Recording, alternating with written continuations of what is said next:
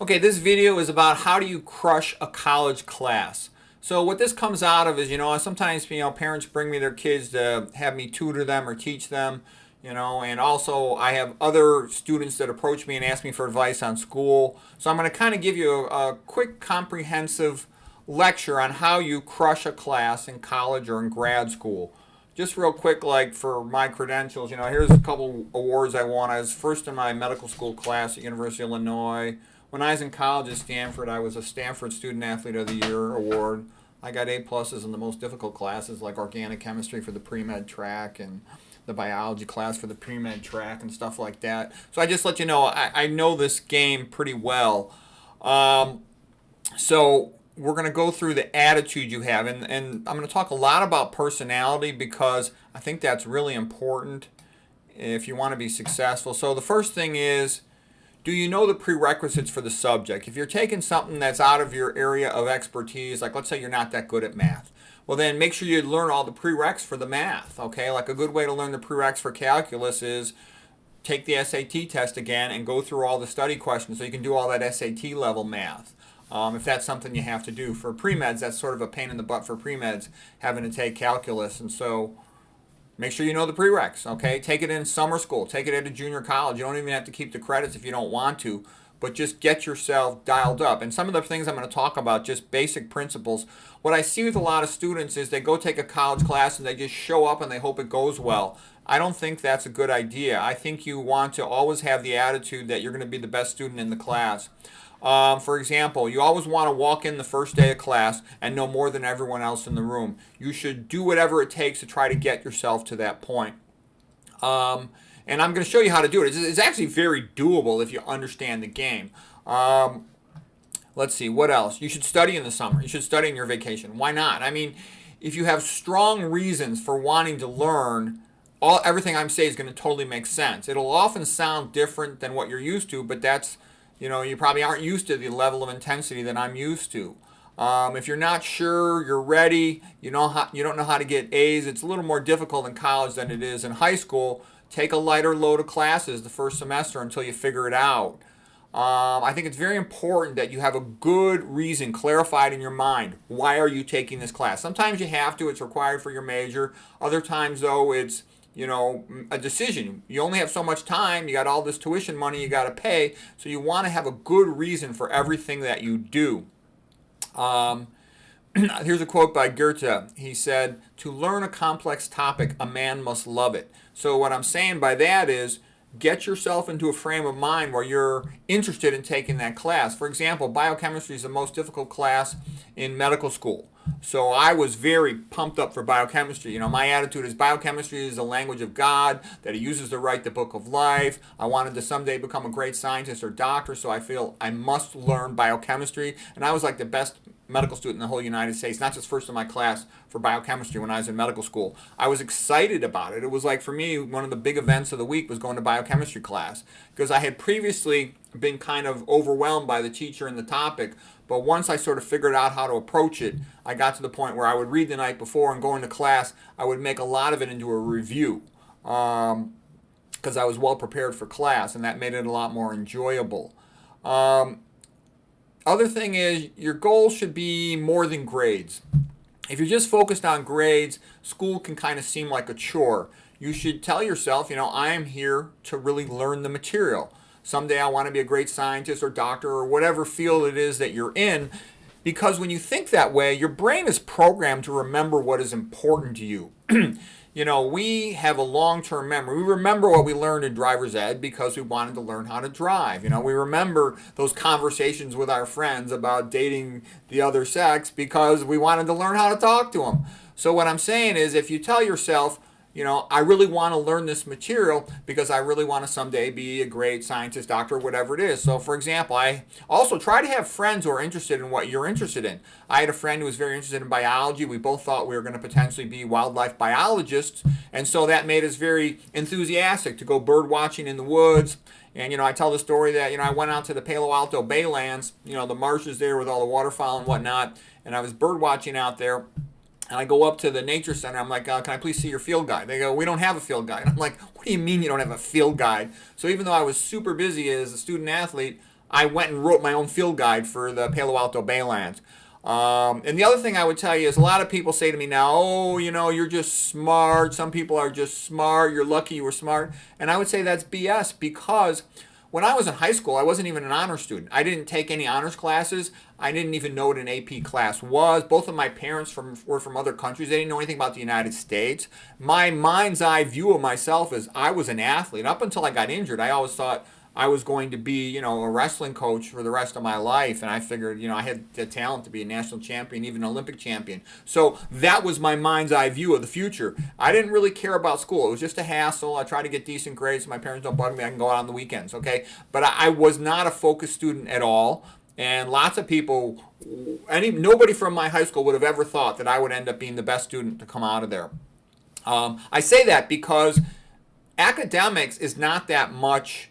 It's not as much how smart you are as it is all these other things. And I can assure you, the most important thing for most people to develop is learn study skills, memorization techniques, and develop what I would call a force of personality.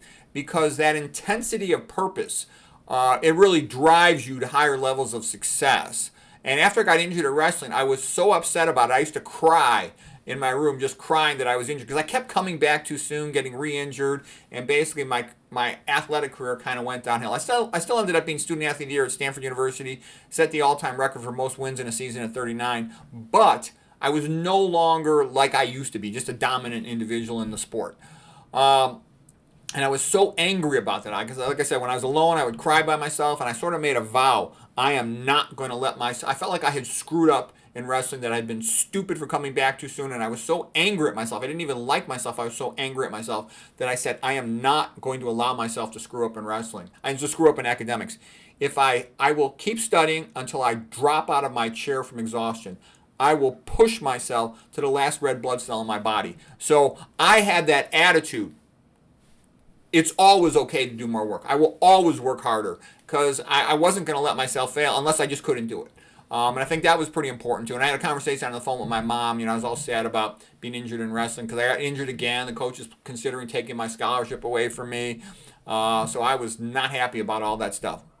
And my mother would say to me, oh, Peter, God doesn't want you to be a wrestler. He wants you to be a great doctor or scientist. You're going to be a great doctor or scientist. I'm like, okay, Mom, I'll go with that. And having that sense of purpose helped me to kind of get through my sadness, because I was ready to drop out of college at Stanford my freshman year when I was injured, And my girlfriend calls me up, well, she wants to go to the dance with some other guys. I'm like, oh, what the hell is this? Does my life suck? Okay, so anyways, you're going to have these low points. And what I'm saying is, if you have a strong sense of purpose, you can bounce back from all these low points, because you're going to have them. Everybody does, okay? Having faith in God or religion, all that stuff helps too. Okay, so this is also called the Alfred Adler inferiority principle, whereby a person feels like a failure and inferior in some aspect of their life, and they compensate by putting more effort into something else. The Alfred Adler inferiority principle. So for me, I felt like I had failed at wrestling because, like a dummy, I kept coming back too soon and getting re-injured, and so I said, well, I'm not going to fail in academics to make up for that. And I sort of had this idea that, like, when I was in high school, I was real popular, lots of friends, life was great, wonderful family, wonderful girlfriends, everything was as good as it could be. And so then when I went to Stanford, I was far, far away from home. I didn't know a single person. I was all alone. There were no social events. A weekend was just more time to study. And that's how it was. It was kind of miserable and lonely. And I didn't like being alone. I didn't like being lonely. But on the other hand, the advantage of being lonely is that you got more time to study. Okay? And then there's also something called the Dabrowski theory, a Polish psychiatrist theory of personality disintegration and reintegration, whereby we almost have to give up a previous part of ourselves. For me, it was, my whole wrestling social network and friend network of being at home, or my high school was, versus now going off and being entirely alone. And then you sort of reintegrate yourself, and I sort of reintegrated myself, if you will, out of becoming a scholar. I even said to my mom on the phone, I'm going to be like a learning machine. And I remember, after that conversation with my mother, I walked out to the balcony of my freshman dorm, and I saw all this vomit on the ground. All these kids had kind of grown up in sort of maybe sheltered environments in high school and didn't drink that much, and so they were getting drunk and vomiting on the sidewalks. And I was like, good. All you Stanford kids, you're smarter than me, you're better prepared than me, but while you're goofing off, getting drunk and stupid, I'm going to be studying. I'm going to catch you. I sort of had this determination. Let's see, what else? You should be studying during the summer. You should be studying during the vacation. You want to catch up with everyone else. You want to give yourself an advantage. Again, you want to show up to that first day of the class knowing more than anyone else in the room. That should be a goal. And you always want to give yourself an advantage. You know, so I would say to myself, why shouldn't I be first in the class? Why should anyone else be better than me? I should be the best student. I'm going to be the best doctor. I'm going to be the best scientist. Like, I kind of had this very competitive wrestling mentality. I didn't really feel myself competing with the kids in my class. They were sort of irrelevant. I had this idea, I'm going to be competing with the great scientists, the great doctors, okay? I wanted to really try to do something great. Not phony greatness, kissing people's asses and getting your name on papers. I wanted to really do or be something or someone great someday. That was burned into my mind. You know, I'm hanging out with these guys. You know, my wrestling coaches, Mark and Dave Schultz, are world and Olympic champion, and here I am trying to come back from an injury, and the coach is thinking of taking my scholarship away. So I was low man on the totem pole, and I'm like, someday I'm going to be great like the Schultz brothers. You know, probably as a biologist or a scientist or a doctor or something, but someday I'm going to become great. Okay, approach to class. You always want to go to class, every single class, because if you don't go to class, you start slipping back. You know, sometimes there'll be a quiz, you'll miss the quiz. Sometimes there'll be a handout, there'll be advice for the test. So you always want to find that information. The other thing is find out if there's a kid that took the class ahead of you, because they can tell you lots of useful information. You know, what are the ins and outs of the class? Are there two teachers who teach it? Which one's the better teacher to take it for? Which one will you probably get along with better? Like if you're taking a writing class, it's important that you at least think in some way similar to the teacher, you know. I took my first writing class, and the guy was like a weird guy. The class was something called like the literature of alienation. I'm like, what the hell is this? I didn't get to choose it. I was a freshman. It was my first semester. I had to take that class, and I didn't know any better. But you know, the guy was just kind of a weird guy. I had nothing in common with him, so he'd like give me a B on every paper. Okay, then I took it the second semester, and I took it with this guy who was also a physicist and very logical and scientific. And me and him just, you know, became friends. It just was kind of like automatic, and we kind of thought the same. So I would get an A on every paper. Okay, I still really didn't know how to write too well, but at least I thought the same way that he did, and he was a pretty reasonable guy. Always sit in the front row, and I used to think of myself as being like a goalie, especially for biochemistry. I would be psyched up. It was like a big event to go to class, and I would sit right in the front row. I'd plant myself right in front of that teacher, and I'd have an idea in my mind's eye. You know, I was also trying to psych myself up because I was kind of intimidated by these PhD professors at first. And I'd kind of be like, you know, you're an old man, you're the past, I'm the future, you're not going to get anything by me. And I would try to like be ready by reading so much the night before in biochemistry. I'd spend hours, I'd go through all my different books, I'd try to ask myself what's the irreducible minimum from which all this biochemistry can be derived, you know, come up with a mnemonic for glycolysis, like where does the phosphate go to. So I showed up ready to go for class. That was a big deal to me. And again, I was trying to catch everything the teacher said, so like make it till I could get to the point where nothing would get past me. Because anybody who's been in biochemistry class knows you can be overwhelmed pretty fast and only get about 10 or 15% of the material, and the rest you're all struggling to take notes and then having to go learn it all on your own later. Nowadays, it's you get kids are much better off in the sense they can watch internet videos of, let's say, glycolysis pathway before they go in for the actual lecture for their class. But I got to the point where I could usually get about 80-90% of the biochem lecture just right there and had perfect notes because I sort of knew it pretty well before I walked into that room. Always take detailed notes, and then when you later on that night or the next day, you'll still hear the teacher's voice in your mind, fill in the gaps of anything you didn't quite get down on paper. By having studied the night before, you now know the vocabulary, you know all the abbreviations. Knowing the abbreviations enables you to keep up better with your notes in class. And also, like when I went with my friend, when we were taking biology together, we would go out to the woods bird watching. He had a friend who was a naturalist older than us, like a biology professor, and he would talk to us and teach us all about, you know, the nature and the ecology. And I really liked that. So, you know, we knew all the stories about nature. So when I would hear lectures on population biology, I knew the scientists who were doing it. I knew from the conversations with this professor who such and such a professor was, such and such a professor was, what their research had shown, what were the contradictions, what were the current controversies in the field. So that's kind of like how you want it to be. You want to be in the game. And so biology wasn't just a class that I hoped to get a good grade in. I was going to become a biologist in my mind's eye. That's what I thought at that time. So that made me want to remember everything. Okay, I could remember being out in the woods bird watching, talking with the professor naturalist about something. So then when I heard that same thing in class, that resonated with me and it stuck in my memory pretty well. Other things too about being a good student is you want to get over this idea that the teacher's going to help you. What I mean by that is I didn't really care too much who the teacher was. I would like it if I had a good teacher. I loved it when I had a good teacher. My father even told me, I told my dad how great, for example, when I was in med school, my pathology teacher was. I still remember the guy, Dr. Kirschenbaum. He was brilliant, okay? And I said, Dad, this guy's such a great professor. My dad said, you're going to remember that professor the rest of your life. I go, yeah, right, Dad. There's going to be lots of good professors. It's not a big deal. My dad goes, no. There's not that many great professors. So anyways, what I'm trying to say is, you can't expect the teacher to teach you because some teachers don't teach well. They can't teach well. You can't understand them. They're apathetic. They're ignorant. Whatever. You have to be prepared to teach yourself. Ideally, take it with the best teacher and have them teach you, but a lot of times they're just not going to. You can't expect the book to be good. A lot of time, the book they have stinks. That's why you want to talk to an older student, find out if there's a better book. Spend time at the library, going through all the different books. Spend time at the bookstore. If there's an academic bookstore at your school, going through all the books to figure out what's the best book. And often I would have multiple books for the same subject, and I would kind of go through them and try to make sense out of the subject. You can also go to a used bookstore and buy old versions of the textbooks. Very little has changed. For example, you want to look up glycolysis, the old books from when I was in college, in the 1980s, they're pretty much the same as they are today. So a lot of things don't change that much.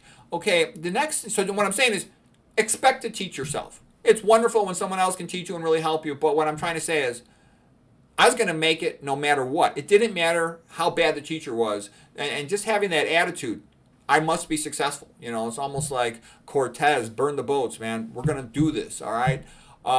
You must teach yourself. School's a memorization contest. When you understand that, then it's a lot easier to get better. What you're being challenged to do is just memorize a bunch of material, okay? And then on your test, you're going to be tested on whether or not you've memorized that material. So you want to be good at memorization. You want to have all the memorization techniques you can. I studied all the memory contest champions. And also just at Stanford, like the average pre-med's like 99.9 percentile academically, okay? So if you're doing 99 percentile work, you're really probably not doing good enough work, okay? You have to be higher up there. And if you think about it, here's how I think about it. Like an athlete, okay? If you want to start on the varsity team at a big high school, you got to be about 99th percentile in your sport, all right? If you want to start at a junior college on their team, you got to be about 99.9 percentile. If you want to be a varsity starter on a big Division I school like Stanford was at that time, then you better be 99.99 percentile athletically, or you're not going to start on a varsity Division I good team. Okay, it's just not going to happen, all right? So when you start thinking that way, then you start realizing, well, I really need to get my act together to be able to function effectively in that competitive of an environment, okay? And so again, school's memorization contest, have methods of memorization. I'll talk about some additional study skills in a moment, but okay, what else? You're going to be busy, so you need to have good time management skills. Just take a piece of paper, write out every 30-minute interval, and make sure you're using your time wisely for all those intervals. No wasted time. You should not be watching TV. TV is for low IQ people. It's just to brainwash low IQ people. You should never watch TV again in your life. There's so much more content of better quality and interest on the internet. There's really no excuse for watching a TV. You shouldn't even have one in your house. Okay, it's just for morons. All right, no TV, no alcohol. You should never have another sip of alcohol, okay? Why would you want to poison your brain? It's for chumps, okay? You have to learn to sort of think this way, okay? Don't do anything with head trauma, okay? Some guys want to do MMA. Well, if you're doing anything where you're getting head trauma, that's going to lower your IQ, all right? Eat a healthy diet. You don't want to be drinking water with F- in it. That has a tendency over time to lower IQ. Especially in babies and stuff, because they don't have an intact blood-brain barrier. But even when you're an adult, you still have areas in the blood-brain barrier where it's not fully intact. The pineal gland, the circumventricular organs, etc. So you want to try to avoid that. Things like that. No electronics in your bedroom. That just makes you stupid. Don't become addicted to your phone. Okay. Don't be holding it next to your head. Don't be sleeping with it near you. If you like a girl, have a good relationship. Be nice. Get along. That's fine. But don't be just chasing random bimbos for meaningless sexual relationships and getting yourself into all kinds of craziness, okay? Now, I really didn't like being so lonely at Stanford. I actually didn't have a girlfriend for 4 years, okay? That's how bad it was. I was with my old high school girlfriend the first year, But that's how bad it was. So I went from being a real popular guy to like being a lonely guy. Okay, and then I went to med school in a bad neighborhood. Most med schools are in cities and they're in bad neighborhoods. There were zero social events. There was almost zero social events at Stanford. It was unbelievable how bad it was. It was unbelievable how ugly the girls were too. I couldn't believe it. I couldn't believe it. And there was such a shortage of girls that it was like I had this one girl my sophomore, I think I was a junior or something, and I was a pretty successful guy. I would be in the newspaper for, winning victories for the team and all this type of stuff. And I thought economics was a joke at that time. So this one girl, I thought economics was such a joke. It was taught by Michael Boskin. He was like the big shot economic advisor, famous economic advisor. But man, he was a lightweight of a teacher. And he would just, supply and demand. I thought economics was so painfully boring that I knew I could get an A without ever having to go to the class. Plus, I was used to competing with all the pre-meds who were hot to trot and really smart and competitive.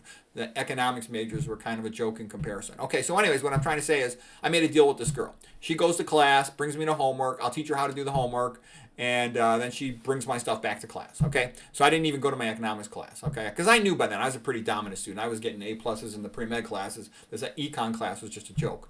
All right, so anyways, I tell you this because at the end of the semester, this was a girl who, like, not in a million years would ever have had a chance to go out with me in high school. But at Stanford, everything is reversed. Like, if you have a daughter and you don't think you can find a husband for her, send her a place like Stanford, okay? It'll be easy for her. So anyways, I asked her out after the whole semester was over, everything was done, and she real politely, like, laughed in my face, and I'm like, God, how low I have sunk socially.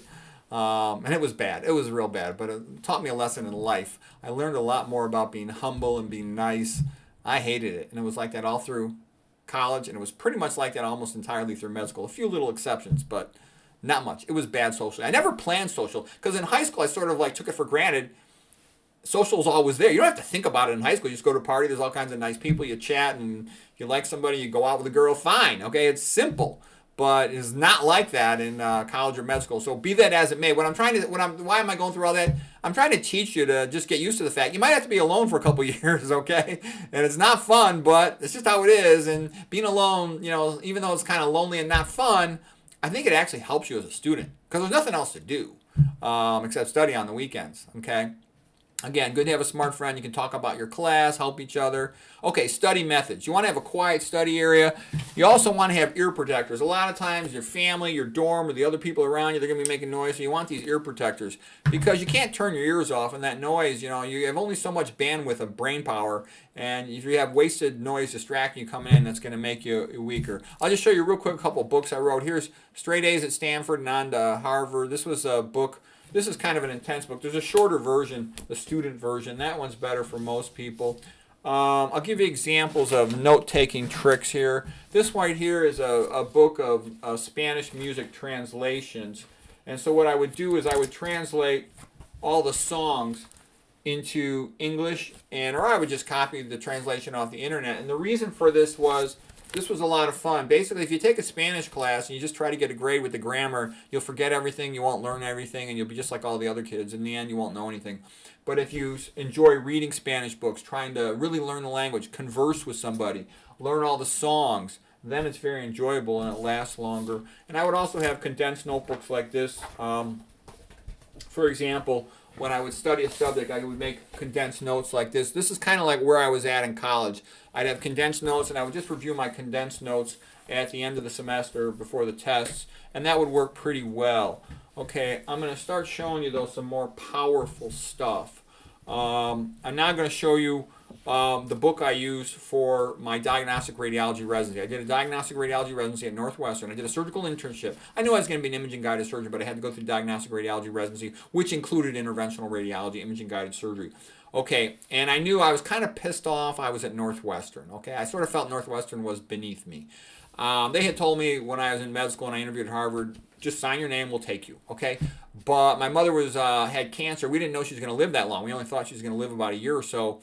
And yeah, I was closer with my mother than anybody in the whole world, so I'm going to do right by my mother. So I stayed in the Chicago area at Northwestern, and I always felt like Northwestern was kind of beneath me, and I was kind of pissed off that I was there. But I tell you that, so anyways, so my attitude was I'm definitely going to Harvard or some other really good place for my fellowship because that's where I really belong. Okay, so anyways, here's the book. This is like an outline format review book. You can see I got all this tape on it because the thing was falling apart. I used this book so much. I would always have a note card. I'd have a note card that I'd carry in my pocket, something like this, and I'd always take notes every day. No other resident in the whole program did that, you know, and I was the only one. Also, only the senior residents and the attendings would sit in the front row. We used to have a view box in the radiology conference room. Right when I was the first year, I didn't care. I was sort of like, you know, I don't even belong here. I'm sitting in the first row. I said right in the first row, and I take notes. No one else in the room is taking notes. No other first year would dare to sit in the front row. So anyways, I'll show you this book, though. Because it's an outline format, it's a lot easier to find things. It has an index in the back. You always want an index in the back for a study book. And here's the index in the back of the book. And then I would put my own notes in there. I don't know if you can see my own notes are handwritten into the index. So that way I could find everything quickly. There was no internet back in those days. There was an internet, but it wasn't very good. Nobody used it. And I don't know if you can get a sense from looking at this book how many notes I had. I had tons of notes in this book. So anyways, the board's exam, here's like a typical page. The board's, and I would even put Post-its to tape in there. The board's exam was like a 4.5 hour test. I was done in an hour and 10 minutes with a perfect score. I just tell you that because that's what these approaches yield, you know, they lead to. And that's kind of what I'm trying to help you realize is there's a way to do things that make you get better results. And I also would track my mnemonics in here. All these little things in here are mnemonics for remembering different diseases or anatomical regions. And I had literally hundreds and hundreds of them. The ones I can quickly find that are numbered here will go up unto, well, here's 200 something. I know they went way beyond that. 300. I'm losing kind of track of some of them. And I don't know if I had them all numbered, but they were in the hundreds. So I got number 305 here, but I know there's more than that. So this was a separate book. And I also had a copy of the book that I kept at the hospital. I had a copy of the book that I kept at home, the one I just showed you that's all dog-eared that I actually studied from primarily. And then I had a third copy that I used for mnemonics. Okay, so that's outline format condensed notes. That's a very powerful study trick. Okay, here's one book I wrote kind of after I'd raised my own kids and done more tutoring, How to Raise IQ and Become a Genius. This is the book, like if your kid's younger and you want to help them to become smart. I kind of laughed. I gave this one doctor a copy of this book. You know, she has a smart kid, and she kind of freaked out because a lot of these doctors, you know, they're pretty smart, you know, IQ around 140 or something. But, you know, a lot of people have what I would call a materialistic worldview. You try to get good grades. If you get good grades, you can get into a good grad school, become a doctor, get a decent job, make some money, okay? They sort of think that way, whereas my thinking was very much more philosophic. And the reason I go into all that is people kind of freak out that are thinking materialistic when they encounter somebody who thinks philosophically. But the reason why I think philosophic thinking is so great is it empowers you. It moves you to a higher level. It makes you capable of a great thing. I think that's also why Christianity produces the best scientists, the best artists, the best writers, because that transcendent sense, value system, it elevates what you can achieve. It increases creativity and performance, and it energizes a person. Okay, here's another book I would show you, Rhyme, Rhetoric, and Logic, 4th edition, and this is one, and I give a bunch of videos. I made videos about all this stuff in more detail than what I'm sharing with you right at this moment, where I basically, this is like a PhD course in how to write effectively. You know, I mean, basically, if you want to be good at something, you study the people who are good at it. If you want to be funny, study comedians, okay? If you want to be a great writer, study persons who are great writers. That's how you get good at stuff. Okay, now I'll show you also, and also one thing I think I showed it to you before. I certainly talked about it before. That one book, Straight A at Stanford and on to Harvard. Where the heck is that cover? The cover picture of in the magic bathroom. Oh, here it is. So I used to tape all these pictures to the walls of my bathroom. So I would have pictures of my heroes next to the mirror, people who I wanted to be like, that would inspire me. And this is when I was just taking my neuroradiology boards. I taped all these pictures to the wall, you know, all these anatomical regions, all these disease patterns.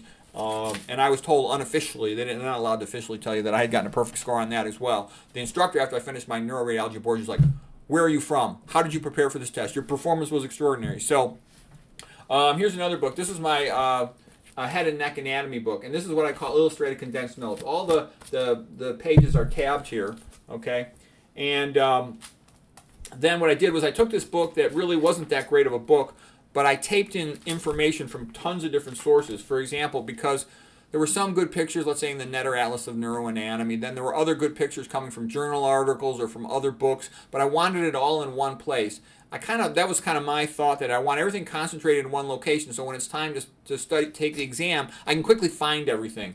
Okay, but you can see here I had all these complex anatomical regions, all the pictures of them, and then I would write in all this, detailed additional notes, and I would index this to other journal articles and stuff. So again, I could find everything, and by having those pictures in my bathroom, I had a very pictorial. I could picture everything in my head. Okay. All right. So, anyways, this is illustrated condensed notes, a valuable technique. Okay. Then I'm going to teach you what's probably the most powerful study technique of all. What that is you do your studying from your book, whatever book that is. Then you put the book down, and you just get up and you walk around. And when you walk around, you want to talk to yourself. And when I say talk to yourself, you should say to yourself, okay, what did I just study? For example, let's say you just studied glycolysis, a biochemistry pathway.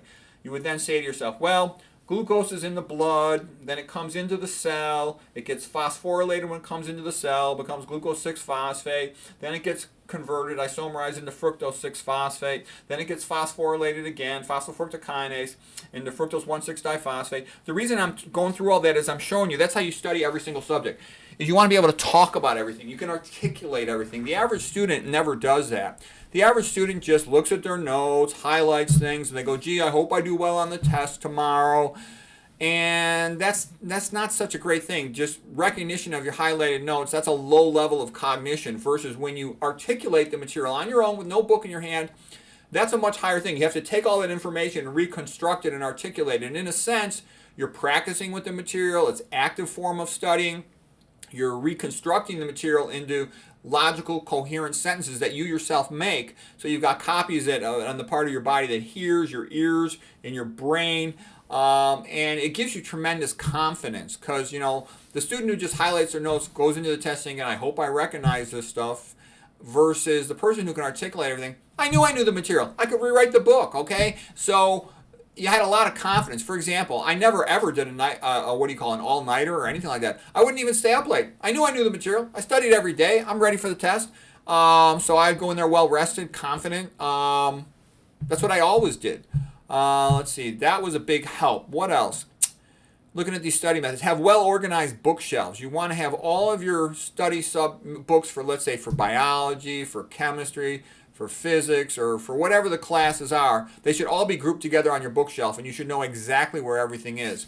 If you need to move, be very careful.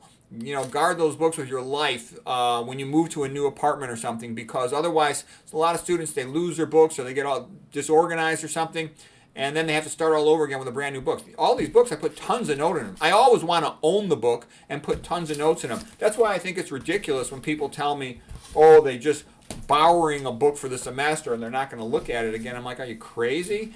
My notes in the margins are like the most valuable thing. So you want to keep track of that. And like I said, if you move, make sure you don't lose those notes.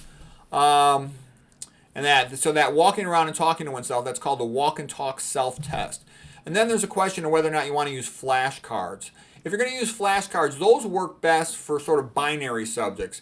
In college, a classic thing that they're great for is learning vocabulary with a foreign language, let's say Spanish or something, okay? Then if you want to have what is called a spaced interval repetition system.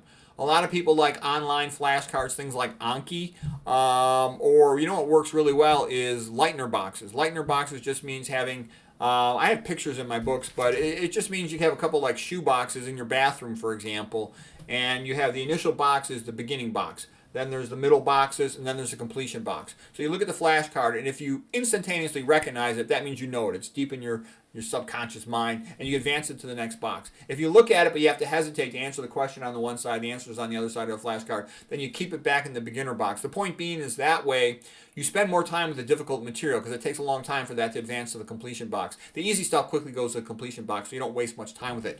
So the benefit of Lightner boxes are you spend more time with the challenging material, which is what you should be doing. I showed you my outline format condensed notes. I showed you illustrated condensed notes. I showed you how I make mnemonics. Again, I talked about walk and talk self-test. You want to do that all the time. Every time you take a study break, you do a walk and talk. Always. When you're driving, let's say you commute. When you commute in a car, do not listen to music like every other idiot, okay? And also, you want to be stuck up, okay? You want to become stuck up. And the reason I say that is being stuck up, even though some people might not like you, too bad. Your goal is not to just be mediocre and average. Your goal is to be the best you can be. And you have to have high standards for yourself And that enables you to push yourself harder. And, I wanted to be like the best people. I wanted to be the best I can be, because all of that helps to keep you out of nonsense and BS that kind of drags you down. Okay? And you'll have weird experiences. For example, I had gone to Stanford. I was like the best student around. The best pre-med student I know is myself. Okay? So I had some setbacks. For example, there were a group of guys who asked me if I wanted to study with them for the MCATs. And I was real stuck up. I was kind of like, thanks, but no thanks. Because I sort of felt like, why should I study in this study group of pre-meds when I'm the best student? I'm just going to be the babysitter, the tutor for the group, okay? And so the reason I think it was funny was when they took the MCATs, I did well, but some of them did better on it than me. So the point I'm saying there is, if you really prepare for standardized tests, you will do better on it, okay? So that was a little bit embarrassing for me. I expected I would be the best student even if I hadn't prepared for it, because I really didn't even kind of study for it. I sort of like, I know I'm going to get into med school, were you kidding me? So, but I should have studied for that test. And I learned afterwards to really like standardized tests. The reason I would like a standardized test is if you just take a class with a teacher, the teacher might give you a bad grade because they don't like you, they don't think the same way you are, for whatever the reason. There's a lot of arbitrariness in there. Like, for example, I would do a clinical rotation and a professor would get pissed off at me because I didn't do things their way. For example, they would want me to give my lecture on some topic that they picked for me. And I found that kind of insulting. I'm like, no, quite thank you, I'll pick my own topic. So what I'm trying to say is what I liked about a standardized test is you could compete on a relatively level, fair playing field with people from everywhere else. So I actually grew to like standardized tests in that sense, or a chance to show what I knew. Let's see. Talk about the mnemonics. We talked about the boxes. Well, I think I pretty much covered a lot of this stuff. But anyways, what I'm trying to say is by having this force of personality and this greater philosophical motivation of how I'm going to be in the future, you can really generate a lot of energy, and you're telling your brain this is important, so you're going to remember it. What else would I do before a test? Back then I didn't know this. Nowadays, knowing what I do know now, if it was only something like a 3-hour test or something, I would guzzle down 30 ounces of beet juice or something. I wouldn't eat a big meal because that'll make you sleepy, but guzzling down 32 ounces of beet juice like a pre-workout meal, that would pretty much energize me for a 3-4 hour test. A little water too, you're hydrated. I think I pretty much covered it. But what did I want to say about the med school, the one experience I had? I'll just give you a couple of quick story experiences that when I took my midterms in med school, I was very kind of confident going in. I figured, of course I'm going to be the best student in the class. Isn't it obvious? Okay. And on the midterms, I got like 10th percentile in the class.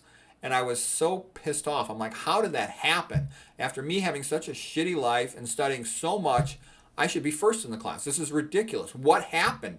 I couldn't fathom what had happened. I felt like I'd been mugged or something. I was so pissed off and confused by how could that happen. So then I'm sitting in the cafeteria about a week later, and there's these two students that went to University of Illinois undergrad, and they had majored in pre-med. By the way, I had not majored in pre-med. I had majored in evolutionary biology, and I had a little bit of an idea when I was in college. There was a rivalry between my father and me. My father was a clinical medical physician, psychiatrist, internal medicine doctor, and I kind of had this idea, I'm going to be better than my father. Because my father would kind of criticize me, like I would take third place in a tournament. My dad would be like, well, why didn't you win? And I was pissed off, and I'm like, well, why didn't you let me go an extra year to college? I only went 4 years. I should have gone 5 years with a red shirt, and I would have been an All-American. I came like one match away from being an All-American, or 2 matches. I was pissed off. And I was pissed off at my dad about that. So I was kind of like, I'm going to be a real scientist, not just a sellout doctor for money. I'm going to be better than you.